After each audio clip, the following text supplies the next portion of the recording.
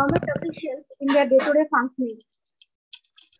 In their day-to-day functioning are in the administration process. So these are known as the secretariat. The secretariat means the secretary's office, and its purpose is to assist the minister in executing his functions. For administrative convenience, the administration is divided into ministries and departments, which together constitute the central secretariat. In addition to the central secretariat, we have cabinet secretariat and prime minister office, which form important offices of the union, administration and policy, formulation and execution. So union administration, that is the central administration, the central government administration consists of the central secretariat, cabinet secretariat and prime minister's office.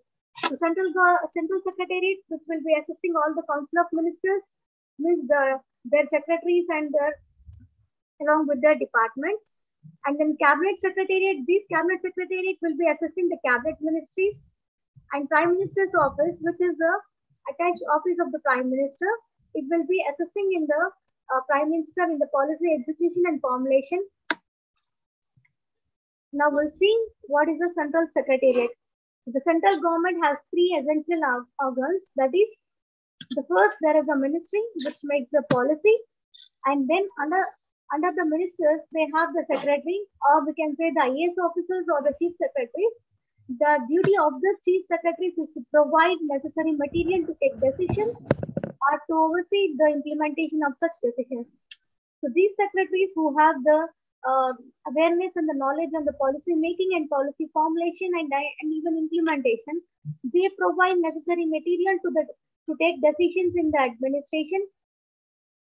They help their necessary material to take decisions to the ministers, and they also make sure that or oversee the implementation of such decisions. And the next comes after the secretary is the executive head, which carry the decisions into that effect. So once the decisions or the policy is formulated, so the executive head, which is involved in the implementation part, which carries the decisions into that effect. Now we'll see what are the functions of the secretariat. The secretariat assists the ministers in the formulation of government policies. In this sphere, it performs the following functions: making and modifying policies from time to time, drafting bills, rules, and regulations, undertaking sectorial planning and program formulation, then budgeting and controlling expenditure according to administrative and financial approval of operational plans and programs and their subsequent modifications. So the secretariat, which assists the ministers in the formulation of government policies. So whatever the policies which are taken by the government or the ministries, in the back door or in the backdrop, their help are provided necessary inputs by the secretaries, and this secretariat or the minister's office, their function is to making and modifying policies from time to time. So whatever the policies of the government are there, they make sure that these policies, they first make the policies and modify the policies from time to time as a requirement, and then drafting bills, rules and regulations. Then undertaking sectoral planning and program formulation. Sectoral planning, that is, we have the three sectors, that is the primary sector, secondary sector and the tertiary sector. So they undertake the sectoral planning. What are the developmental plans need for this particular sectors? Like what are the plannings, what are the developmental things we can do, welfare measures we can take in the agriculture sector, or what are the programs we can formulate for the agriculture sector or the industrial sector or the tertiary sector or other or educational, health, etc. So these secretariat, they undertake sectorial planning and program, and they formulate the programs for the development of this concerned sectors. And then budgeting. So once the policy is there made, and once the bills are drafted and the rules and regulations are made, so the next thing is the budgeting. So they make sure that how much budget is needed, what is the expenditure in the concerned policy, and how to control the expenditure according to administrative and financial approval of operational plans and programs and their subsequent modifications. The Secretariat is a think tank and virtual treasure house of virtual information which enables the government to examine future policies and present activities in the light of past presidents. So basically, the ministers generally a layman who is unaware of the policies and the programs taken in the administration. So these secretariats or the IAS officers, they provide uh, relevant information or provide proper inputs to take proper policies for the developmental activities of the country. That is, they provide as a think tank. They think in place of the ministers needed. What are the things needed for the developmental activities and developmental measures, and they provide relevant information to the ministers and examine and enables the government to examine its future policies and present activities in the light of past present. So based on the past activities, based on the past policies and plans, they examine the future policies. So what are the required policies in future based on the present activities? So before taking any action, the Secretariat carries out a comprehensive and detailed scrutiny of the issue, often taking the help of other ministers such as Ministry of Law and the Ministry of Finance. An issue is thus discussed before it reaches the minister concerned. So before taking any plan into action or before formulating any policy or before making any program, the Secretariat carries out a comprehensive and detailed scrutiny of the issue. First, if they want to start a plan or formulate a plan or make a program, so before making a program or preparing a plan or a policy, formulating a policy, they make a comprehensive and detailed scrutiny of the issue, means pros and cons of the issue and what are the outcomes of the policies, etc. They scrutinize or make a detailed survey of that, and then after taking that, they also take the help of other ministries such as the Ministry of Law, so that there should not be any legal hurdles or legal issues when the policy is implemented or the programs are implemented. And they also take the help of the Ministry of Finance, because the Ministry of Finance is providing the relevant budget or finances to the plans and policies. So an issue thus discussed before it reaches the minister's concern. So before the concerned ministry is there, before the issue or the policy reaches to the minister, it will be made a detailed scrutiny of the issue. The Central Secretariat makes a detailed survey and study of the issue. They take the help of ministers of law and finance minister, and then finally sends to the essence of the minister. So, in the Indian system, a rigid demarcation does not exist between the Secretariat and the field functions. The offices of the Secretariat are transferred to the field and vice versa. Thus, the Secretariat ensures that the field officers execute with efficiency and economy the policies and decisions of the government. Lastly, it functions as the main channel of communication between the states or agencies such as the Planning Commission and Finance Commission. So these, whenever if you want to approach a minister, you have to first approach his secretary, the IAS officers, and then finally to the minister. Even the other agencies or other state governments, if they want to approach a concerned central union minister or the cabinet minister, first they have to communicate with their secretariat officers, and then finally to the ministers. So it is the secretariat acts like a main channel of communication between the states, that the state governments or the state ministers, or agencies such as Planning Commission and the Finance Commission. So that is about the Central Secretariat. Now, we will see what is the structure of the Central Secretariat. The Central Secretariat is a collection of various ministers and departments. A ministry is responsible for the formulation of the policy of government within its sphere of responsibility, as well as the execution and review of that policy. A ministry for that purpose of internal organization is divided into the following subgroups with an officer in charge of each them. So the minister and his secretary cannot do all the things. So they need a group of officers who implement the policies. So once the policy is formulated or the programs are planned or are formulated, that policy has to be implemented by the officers who are working under the central secretariat. So this ministry, for the purpose of internal organization, is divided into the following subgroups with an officer in charge of each of them. So organization structure of central secretariat. First, as we have said, each minister is attached with a department, and additional to that, they have the additional secretary or the special secretary. So first, under the ministers and under the secretariat has divided into departments, various departments, and the department is divided into various wings, and each wing is divided into divisions, and each division is divided into branches, and each branch is divided into sections.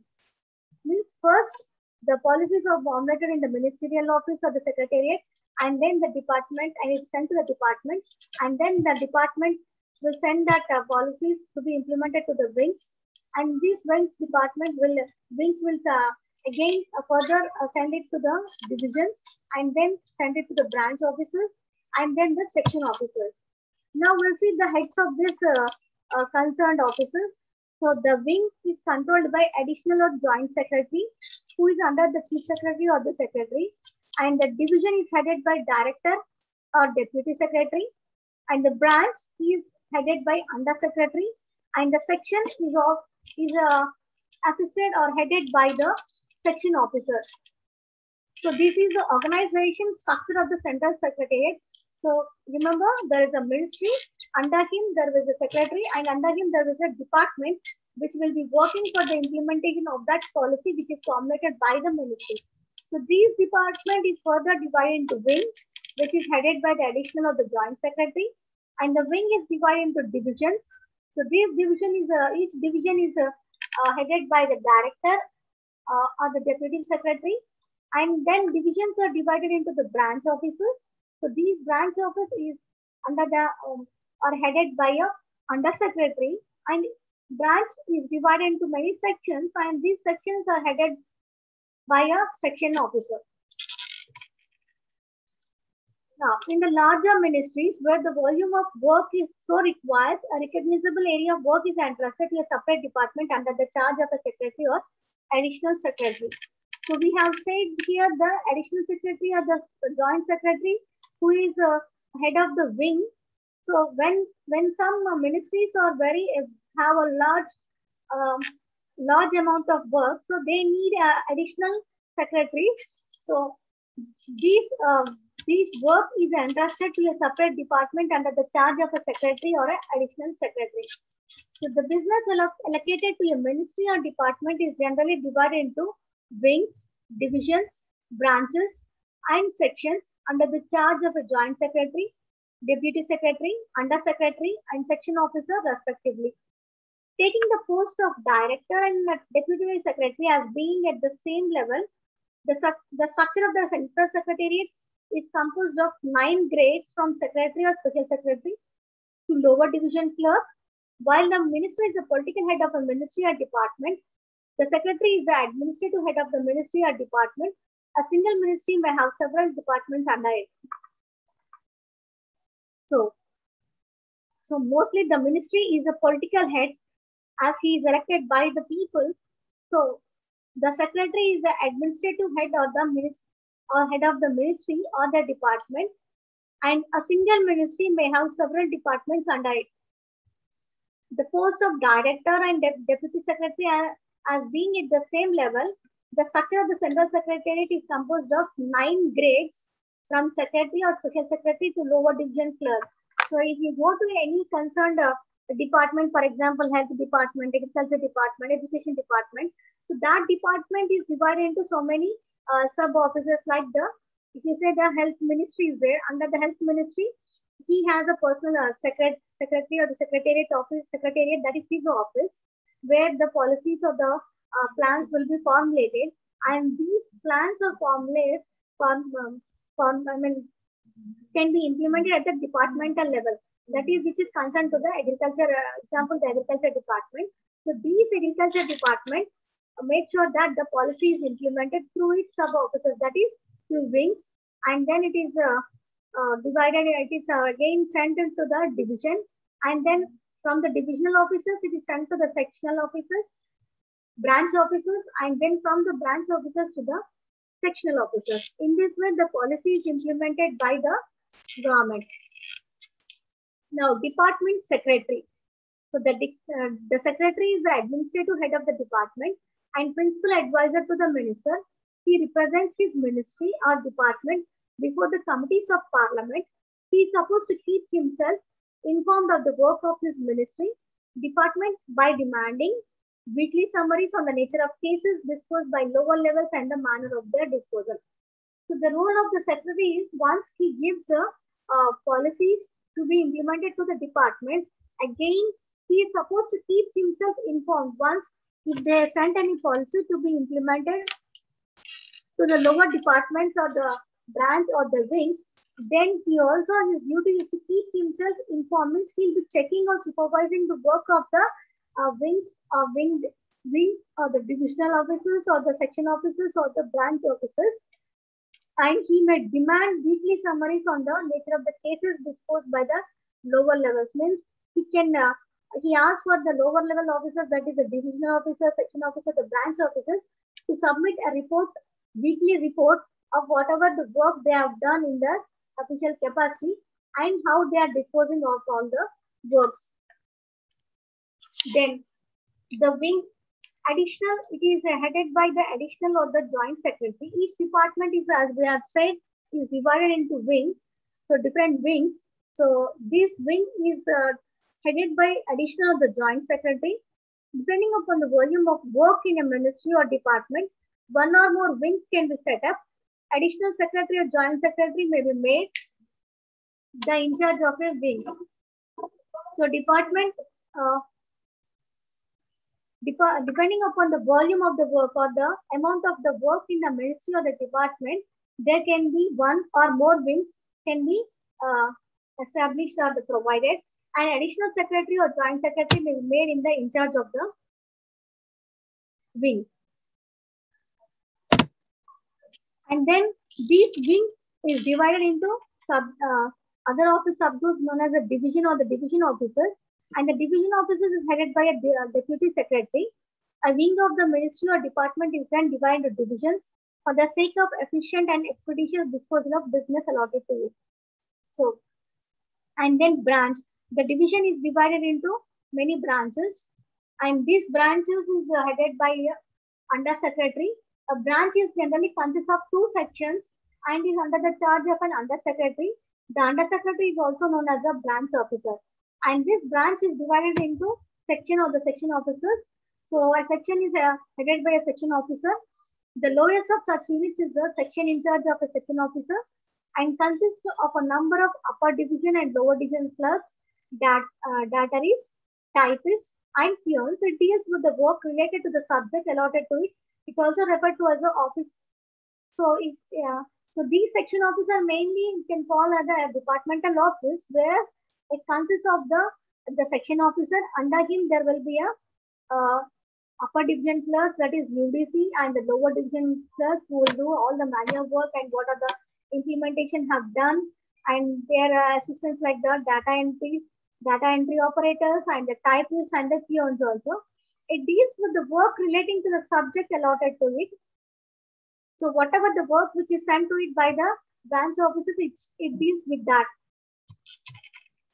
And now let's go to the cabinet secretariat. So that is all about the central secretariat. Now we'll see the cabinet secretariat. The cabinet secretariat is responsible for the administration of the government of India under the Transaction of Business Rules 1961 and the Government of India Allocation of Business Rules 1961, facilitating the smooth functioning of business in the ministries or departments of the government. For the smooth functioning of the minister's office or the minister's work and helping him in his day-to-day administration, there is a cabinet secretariat that is especially for the cabinet ministers. This secretariat provides secretarial assistance to the cabinet and its committees and also assist in the decision making in government by ensuring interministerial coordination, ironing out differences amongst ministries or departments, and evolving consensus to the instrumentality of the standing and the ad hoc committees of the secretary. So there will be many committees which are attached to a cabinet or the ministries, and these secretariat to the cabinet ministries, they help assist in the decision making in the government. So if the government want to take any decision, they help in the decision making and ensure interministerial coordination. So they try to make a coordination between the different ministries, and if any differences are there between the two or more ministries or the ministries, they make sure that they sort out the differences and make sure the cordial relationships are established between the departments and the ministries, and evolving consensus through the instrumentality of the standing or ad hoc committees of the secretaries. The cabinet secretariat ensures that the president and the vice president and ministers are kept informed of all major activities of all ministries or departments by means of monthly summary of their activities, management of major crisis situations in the country, and coordinating activities of various ministries in such a situation is also one of the functions of the cabinet secretariat. So the cabinet secretariat ensures that the president, the vice president, and the ministers are kept informed of all the major activities of the ministries or the departments by means of monthly summary of their activities. So we have seen in the central secretariat, the ministers take the decisions and the departments will implement that policies or the plans which are taken by the ministry or their secretaries. So the role of the cabinet secretariat is make sure that whatever the activities or whatever the plans which are implemented by all the ministries and departments, they inform the activities of these ministries to the president, to the vice president, and the ministers in the form of a monthly summary. So for every month, they'll send a report to the minister, to the president, the vice president, and the ministers.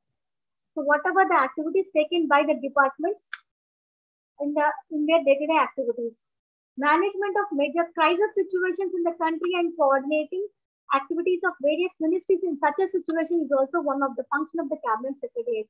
For example, if there is any crisis situation, if you say the pandemic issue, you can see in during the pandemic COVID issues, how the cabinet secretariat, how the IAS officers were coordinating with other various ministries like the health department, the health ministries involved, and along with the other ministries also like law and order, etc. How they are coordinating the activities in such a handling the COVID issue from the past 2 years. Now, what are the different cabinet committees which are assisting the ministers or the cabinet ministers? The cabinet committee or institutional arrangements to reduce the workload of the cabinet. These committees are extra constitutional in nature and are nowhere mentioned in the constitution. The executive works under the Government of India Transaction of Business Rules 1961. So these cabinet committees were constituted by the cabinet. They are not mentioned in the constitution. Means to reduce the workload of the cabinet, to reduce the workload of the day-to-day workload of the ministries. These committees were created and they are extra constitution. That is, they were not mentioned in the constitution. So they can establish the committees or they can remove the committees. And the executive works under the Government of India Transaction of Business Rules 1961. These committees are established under the Indian Transaction of Business Rules 1961. These rules emerge out of Article 77, Clause 3 of the Constitution. Accordingly, the President shall make rules of the more convenient transaction of the business of the Government of India and for allocating among ministers of the state business. So these committees, these transaction business rules were mentioned in the 77 Article Clause 3 of the Constitution. According to that, the President makes rules for the more convenient transaction of the business of the Government of India and for the allocation among ministers of the state business. Now, formation. The Prime Minister constitutes standing committees of the Cabinet and sets out the specific functions assigned to them. As we have said that these committees are not mentioned in the Constitution, They are created by the transaction of business rules by the president to decrease the day-to-day workload of the ministries. So the prime minister constitutes the standing committees of the cabinet and sets out the specific functions are assigned to them. He or she can add or reduce number of committees. So ad hoc committees of ministries, including group of ministries, may be appointed by the cabinet or by the minister for specific matters. The strength of the each committee varies from the committee to committee. So now let us see the key cabinet committees. The cabinet first is the cabinet committee on appointments. So as I told you, these are extra constitutional, nowhere mentioned in the constitution. They are established under the Transaction of Business Rules 1961 by the order of the President. The Prime Minister made these standing committees for the smooth functioning of the administration for the each ministry. So there are various types of committees. The first one among is the Cabinet Committee on Appointments. So these panel makes appointments to the post of pre-service chiefs, that is Director General of Military Operations, chiefs of all air and army commands. It also makes appointments to the post of Director General of Defense Intelligence Agency, scientific advisor to the Defense Minister, Director General of Armed Forces and Medical Forces. So as the name indicates, the Cabinet Committee on Appointments, these committee assess the ministers or the prime ministers in making appointment to the service pre-service chief, that is the Navy or Army and the air chiefs, that is the Director General of Military Operations, chiefs of all air and army commands. It also makes appointments to the post of Director General and the DG of Defense Intelligence Agency, scientific advisor to the Defense Minister, Director General of Armed Forces, Medical Services. Then the next committee comes is the Committee on Economic Affairs. This panel is supposed to review economic trends, problems and prospects. The objective is to evolve a consistent and integrated economic policy. It also does the following: coordinates all activities requiring policy decision at the highest level, deal with fixation of prices of agriculture produce and prices of essential commodities. As the name indicates, economic affairs means it deals all the financial matters of the government. So it is supposed to review economic trends, problems and prospects. So what are the economic problems of the country? What are the prospects we can have? And the objective is to evolve a consistent and integrated economic policy. It also does the following: coordinates all activities requiring policy decisions at the highest level, deal with fixation of prices of agricultural produce and prices of essential commodities. So you can see what are the minimum support price we can keep for the agriculture produce, that is the paddy and wheat, or what are the prices of fixing the prices for the essential commodities like the pulses, oil, etc. other commodities. So the duty of this committee is to fixation of prices of agriculture produce and fixing of the price of essential commodities, and it also review the economic trends and what are the problems, economical problems faced by the country, and what are the prospects. And next comes the Cabinet Committee on Parliamentary Affairs. This draws the schedule for parliamentary sessions and monitors the progress of government business in Parliament. It scrutinizes non-government business and decides which official bills and resolutions are to be presented. Next, Cabinet Committee on Political Affairs. The committee addresses problems related to center-state relations. It also examines economic and political issues that require a wider perspective but have no internal or external security implications. Then next, the Cabinet Committee on Security, as the name indicates, it deals with the issues relating to law and order and internal security. It also deals with the policy matters concerning foreign affairs with internal and external security implications. So the Cabinet Committee on Security, it also deals with the defense and the issues relating to the protection of law and order in the country and the internal security. And it also deals with the policy matters concerning the foreign affairs with internal or external security implications. Finally, we have seen the Central Secretariat, the Cabinet Secretariat, and we'll see what is the Prime Minister's office. So the Prime Minister office, as the name indicates, it consists of the immediate staff of the Prime Minister of India as well as multiple level of support staff reporting to the Prime Minister. The PMO is headed by the Principal Secretary. So the Prime Minister from here, where he works, the people who assist him, or his office is known as the Prime Minister office. So it consists of immediate staff. The people who work under the Prime Minister, under his hand, are known as the Prime Minister's office, and it is headed by a Principal Secretary.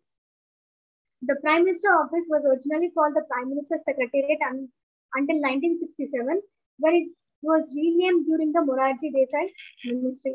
So first, this PMO was originally called the Prime Minister's Secretariat, that is Prime Minister's Secretarial Office, till 1977. Later, it was renamed during the term of Morarji Desai as a PMO, the Prime Minister's Office. The structure of Prime Minister Office, that is the organizational structure or the people present in the Prime Minister Office. First, the head of this PMO is politically headed by the Prime Minister. Second, administratively headed by Principal Secretary, 1 or 2 additional secretaries, 5 joint secretaries, a number of directors, deputy directors, and under secretaries. The personnel are generally drawn from the civil services and also appointed for the varying periods. So this Prime Minister office, as the Prime Minister is in charge of the office, his office, and he is assisted by a Principal Secretary, usually the senior most IAS officer in the country, and he is assisted by 1 or 2 additional secretaries and 5 joint secretaries, a number of directors and deputy secretaries and under secretaries. The personnel are generally drawn from the civil services and also appointed for varying periods. So these officers are generally taken from the civil services, the IAS officers, and appointed for the varying periods. Some of the important matters that require Prime Minister's personal attention include the following. So what are the issues which are dealt in the Prime Minister's office are important defense-related issues, decorations, both civilian and defense, where presidential approval is required, all important policy issues, proposals for appointment of Indian heads of missions abroad, and request for grant of agreement for foreign heads of missions posted in India. First, these office deals with the issues related to the defense one, civilian, that is common people, and the defense, and the things which are need for the presidential approval, and other important policy issues like the proposal for appointment of Indian heads of missions and then abroad, and request for grant of agreement for foreign heads of missions posted to India. All important decisions related to the Cabinet Secretariat. So whatever the decisions which are related to the Cabinet Secretariat or what the decisions should be taken by the Cabinet Secretariat are dealt with this Prime Minister office. Appointments to state administrative tribunals.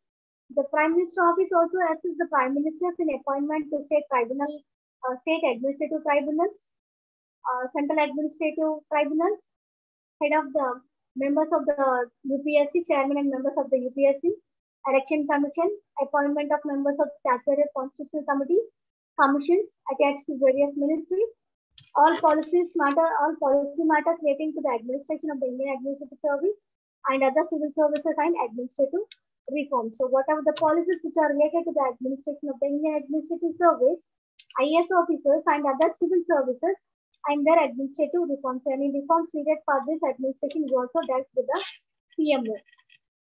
Appointment of members of statutory and constitutional committees, commissions attached to the various ministries, all policy matters relating to the administration of the Indian Administrative Service and other civil services and the administrative reforms. So it also helps the Prime Minister in making appointment of the members of statutory or constitutional committees, the Finance Commission, etc., or the BC Commission, SC/ST Commission, Women Commission, etc. Many commissions, and at all the policies relating to the administration of Indian Administrative Service and other civil services and administrative reforms. So this is all about the Prime Minister office, the Cabinet Secretariat and the PMO. Hope I'm clear with this.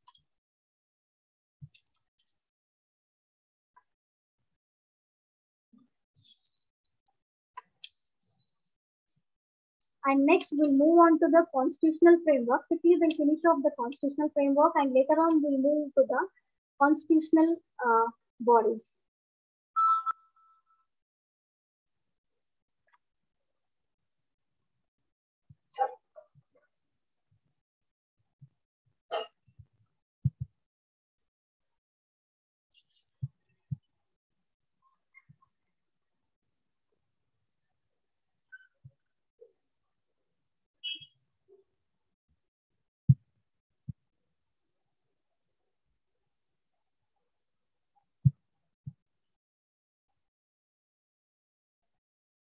Now we are going to deal with the constitutional framework.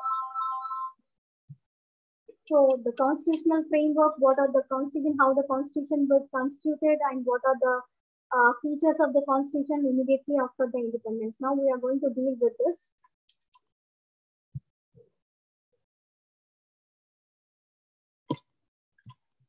So after independence, the constitution reflects the shape, scope, locus, and focus of the government in the form of various provisions. These provisions necessitated for smooth and effective governance of the affairs of the country. The Constitution of India is among the largest in the world.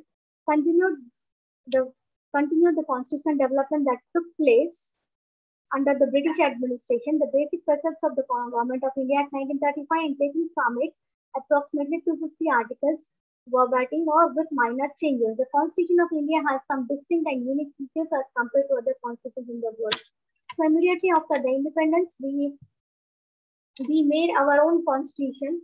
We framed our own constitution, and the constitution reflects the shape, scope, locus, and focus of the government in the form of various provisions, and these provisions necessitated for smooth and effective governance of the affairs of the country. As you know, the constitution is the higher law of the fundamental law of the land, where the government derives its functions or its powers from the constitution.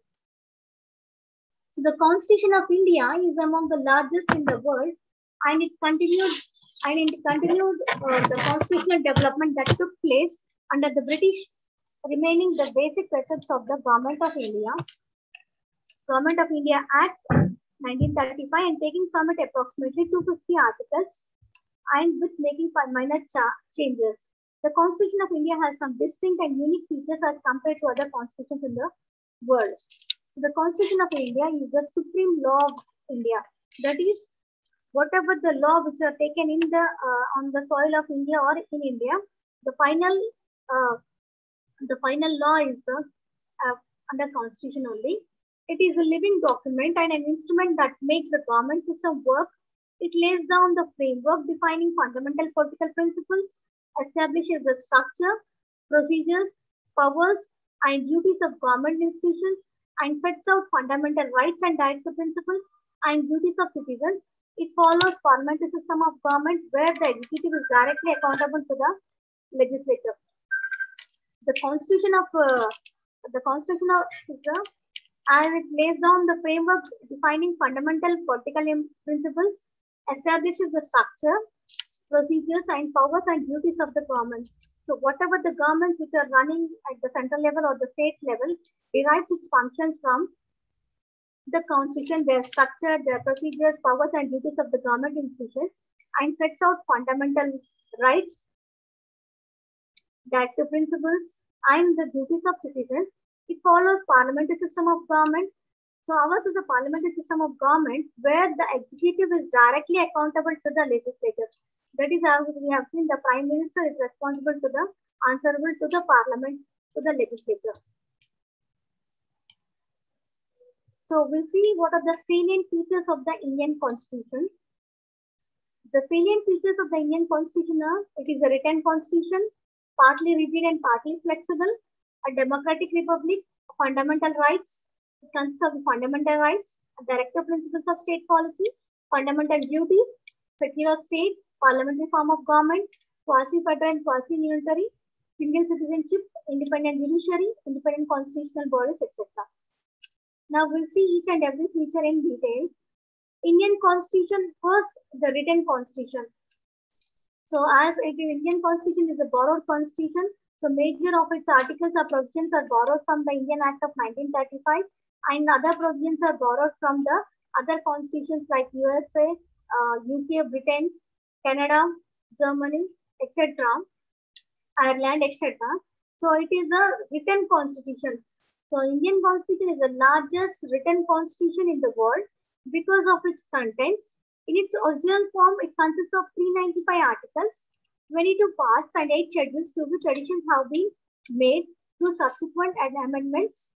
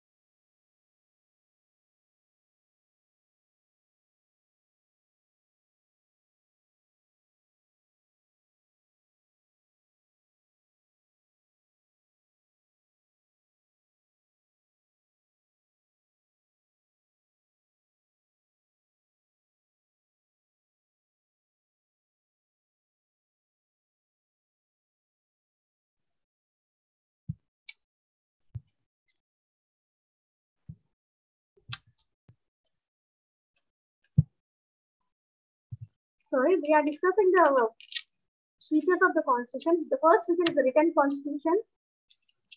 So Indian constitution is the largest written constitution in the world because of its contents.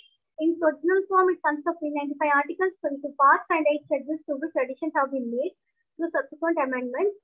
At present, it contains 395 articles with sub-articles 444, 22 parts, and 12 schedules, and more than 100 amendments done by the Parliament.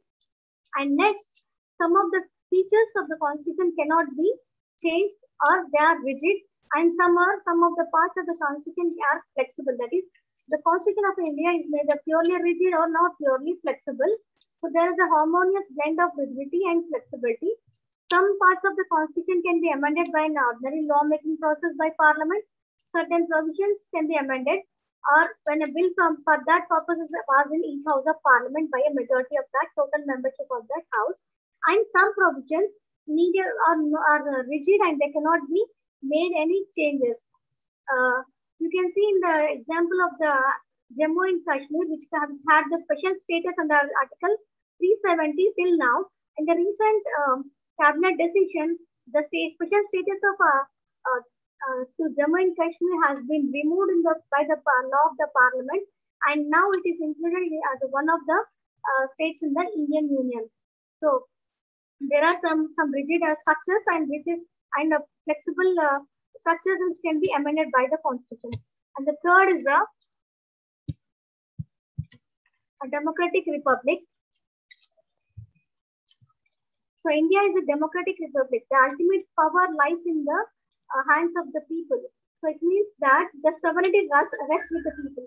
The people elect their representatives and their representatives in turn, they make laws in the legislative bodies.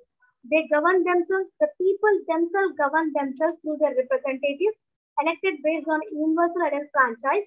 The President of India, the highest official of the state, is elected for a fixed term. And then fundamental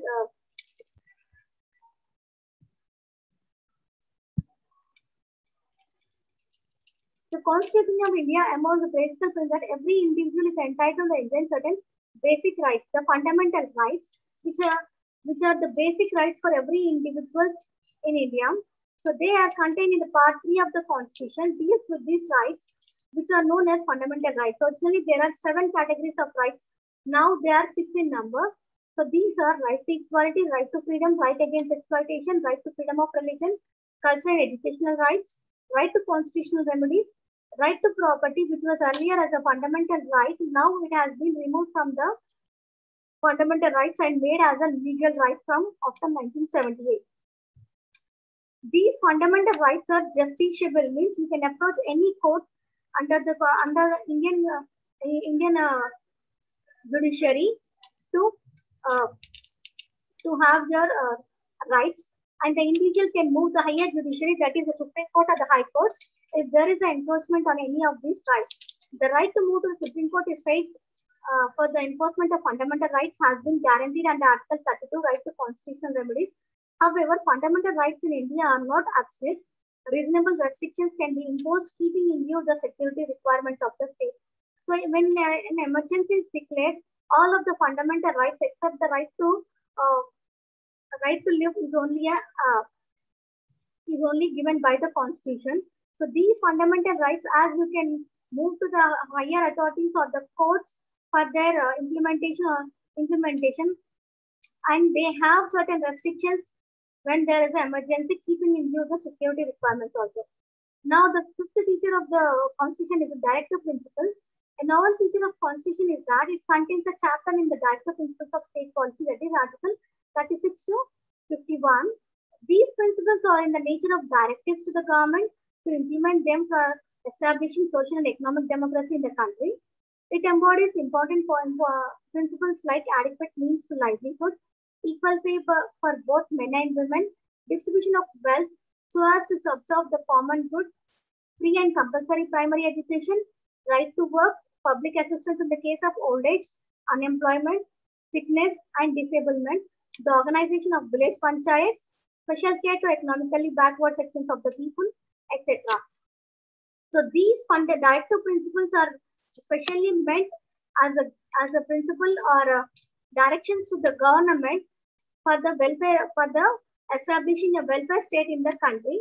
So these principles provide adequate means to livelihood, that is employment to all the sections of the people, equal pay for both men and women, distribution of wealth so as to subserve the common good, free and compulsory primary education, right to work, public assistance in case of old age, unemployment, sickness and disablement, the organization of village panchayats, special care to the economically backward sections of the people, etc. And then fundamental duties. As we are enjoying rights, we have at the same time we have certain duties and part of us to serve the nation. So these fundamental duties which are contained in the Article 51A were included under the Constitution Part 4A and by the 42nd Amendment affected from which came into effect from 1976.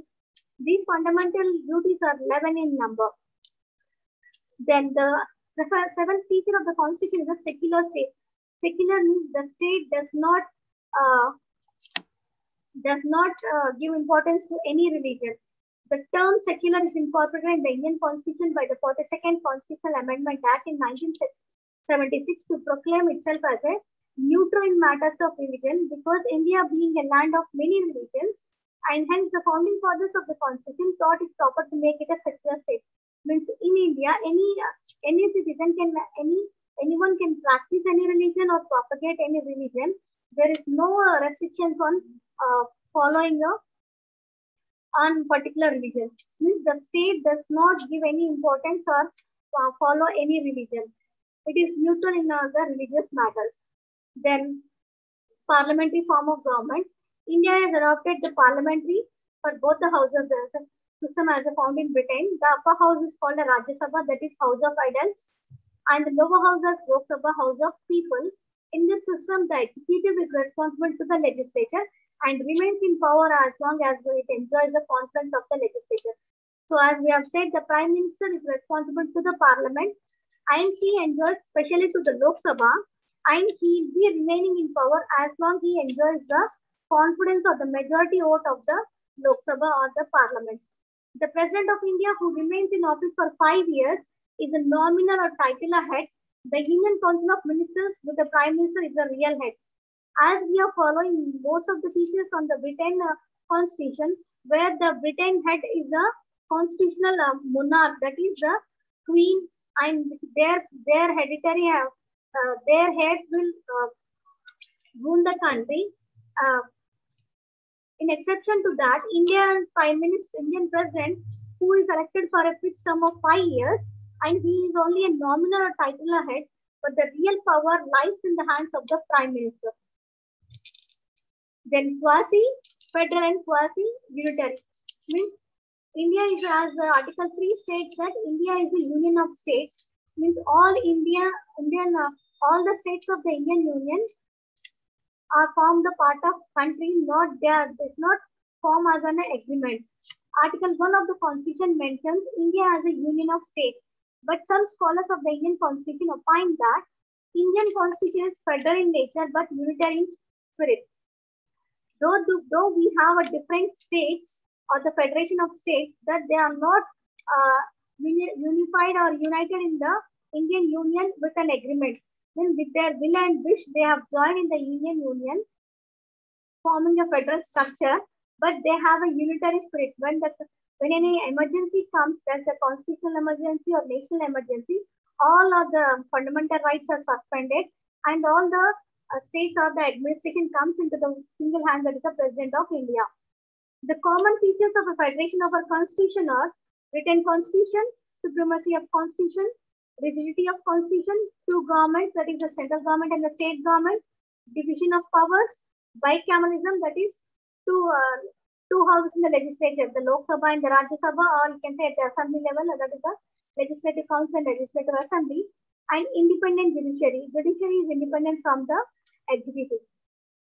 When it comes to the unitary features, we can identify our single constitution, single citizenship, integrated judiciary, flexible constitution, a strong center, appointment of governors by the center, all India services, provisions for declaration of emergency, single citizenship, etc.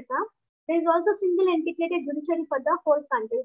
So the judiciary is a single integrated one, that is the Supreme Court, the High Courts, then the district courts or the subdivision courts. So these are the unitary features. Then we have the single citizenship. Unlike the United States, we don't have the dual citizenship. In the United States of America, the citizen has to take two citizenship, that is the country citizenship and the state where he resides. But in India, we have only single citizenship, that is the Indian citizenship. In the United States, there's a provision for dual citizenship in India. We are citizens of India, only not of the respective states to which we belong. This provision would help in promoting unity and integrity of the nation. Then, the independent judiciary. The Supreme Court of India stands at the apex of the single integrated judicial system. It acts as a protector of fundamental rights of Indian citizens and guardian of the Constitution. If any law passed by the legislature or action taken by the executive contravenes the provision of the Constitution, they can be declared as null and void by the Supreme Court. Thus, it has the power of judicial review. This is the final court of appeal with the power of constitutional review. As we are saying, it is an independent judiciary. It is independent by the executive and the legislature. So, whenever there is a interpretation, it interprets the law, and if whenever when the government, when the courts think that the actions taken by the legislature or the executive, it is differs from the provisions of the Constitution, then it is interferes in that and declares it as a null or void. And finally, we have the constitutional bodies. The constitutional bodies are the Election Commission, the Union Public Service Commission, the Finance Commission, Comptroller and Auditor General, the 73rd and 74th Constitutional Amendment Act 1992, the Commission for STs, STs and BCs, etc. So this is the constitutional framework of the Indian Constitution.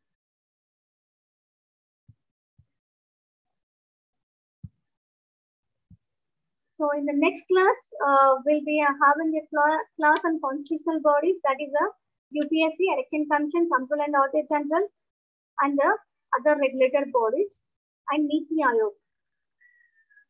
And it will be better if you have an WhatsApp group, students. If one of you can make a WhatsApp group for all of you, then if you have any other queries related to the notes or any other matter related to the third semester, we can discuss, or you can post your queries there.